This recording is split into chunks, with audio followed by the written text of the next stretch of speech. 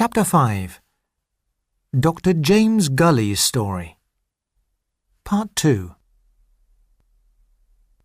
My name is Dr. James Gully. I am 68 years old. I live at Orwell Lodge in Balham. In January 1871, I was living in Malvern, near Wales. That's where I first met Florence. Florence Ricardo, as she was called then. It was that man, Charles Bravo, who caused all the trouble. Everything was fine before that. I saw Florence every day. We went for walks and rides around Balham together.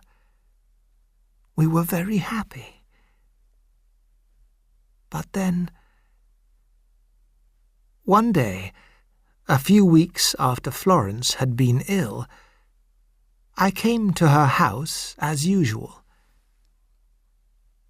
Her companion, Jane Cox, met me at the door. "I'm sorry, Dr. Gully, but Florence isn't at home."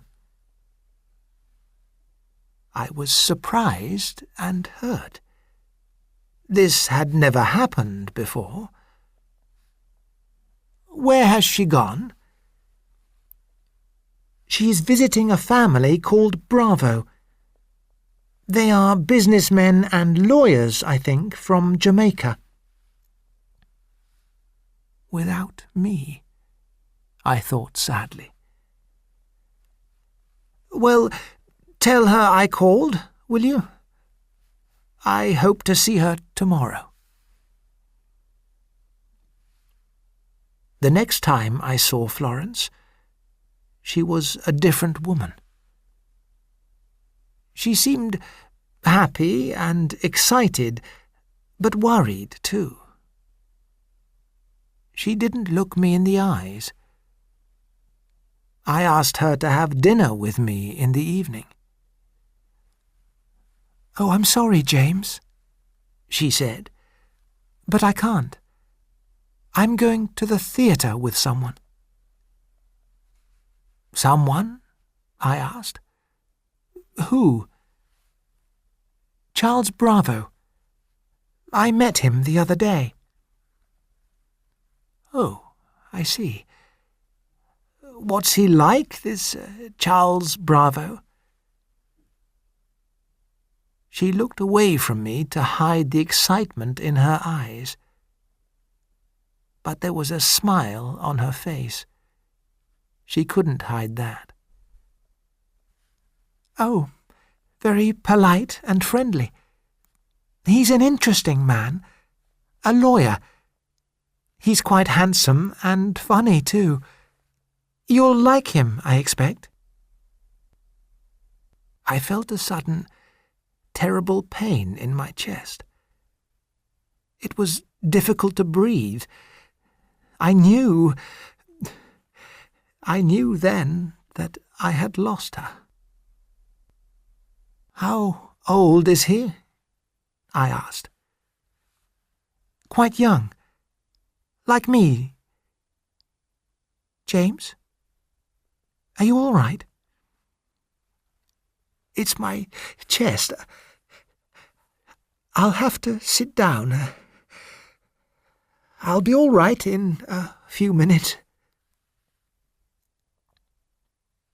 She sat down beside me, but she didn't look at me even then. And I wasn't all right. Not in a few minutes, or a few hours, or a few days. I was never all right again. I had lost her to a younger man, and there was nothing I could do to change it. I met Charles Bravo a few weeks later. He was walking in the village with Florence on his arm, as I used to walk with her. She was right. He was handsome and young. But he wasn't polite or friendly, not to me. He looked at me as a man looks at an enemy. He smiled coldly. "Florence has agreed to marry me, Dr. Gully," he said. "She will soon be Mrs. Charles Bravo." "Congratulations," I said. But my voice sounded strange, and I had that terrible pain in my chest. "I hope you will be very happy." "Oh, we will, Dr. Gully. We will," he said, with that cold smile on his face. "I expect you were happy too when you married your wife all those long years ago. Is Mrs. Gully well?" From his words, from the look on his face, it was clear that Florence had told him all about me, and about the love there had been between us.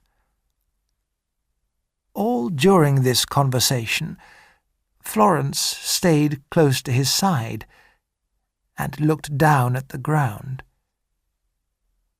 Not once did she lift her eyes to my face. "My wife is in a hospital in Yorkshire," I said. "She is an old, sad woman." "But still alive, I hope, Dr. Gully?" he said, as I turned and walked quickly away. "Your wife is still alive, I hope, and in good health?" I hated him then, and I have hated him ever since. I continued to live at my house in Balham. Where else could I go? And in December 1875, I saw Florence go to her wedding with that man. She looked more beautiful than ever. She drove past my house on the way to the church. But she didn't look at me, not once. Not on her wedding day, not in all the weeks afterwards. If I passed her in the street, she looked away or talked to her friend, Jane Cox.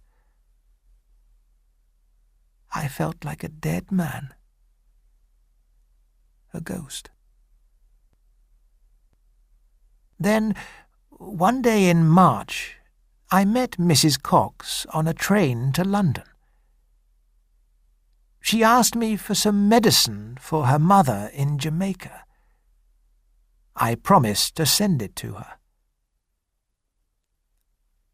"How is Florence?" I asked. "Is she happy?" Jane Cox shook her head sadly. "Not really, no.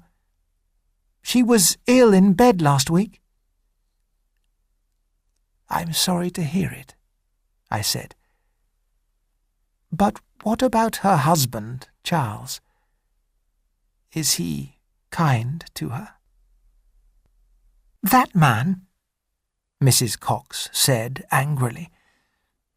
"He doesn't know how to be kind to a woman. Everything he does makes her unhappy. She argued with him last Tuesday, and he hit her." "He hit her?" I was so angry, my hands began to shake. "You mean he hit Florence after she had been ill?" "Yes," Jane Cox said. It's not a happy marriage, Dr. Gully. He is only interested in one thing: her money.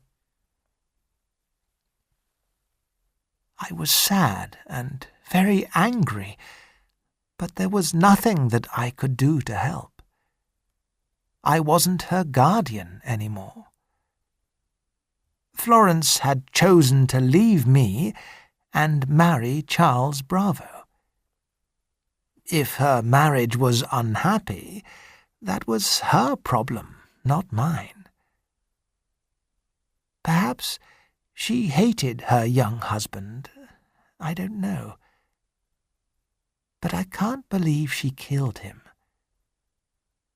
She's too sweet, too kind, too beautiful to do anything like that. Some people think I killed Charles Bravo, but I didn't. I'm a doctor. My job is to make people well, not to kill them.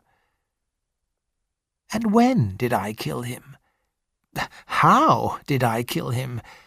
It was impossible for me to do it. I never entered Florence's house after she married Charles Bravo.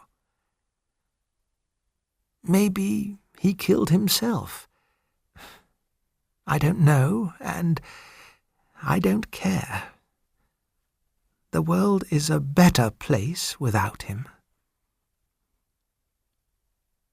Jane Cox was the only friend that Florence had in that house. She tried to help Florence, I think. Maybe she can tell you what happened.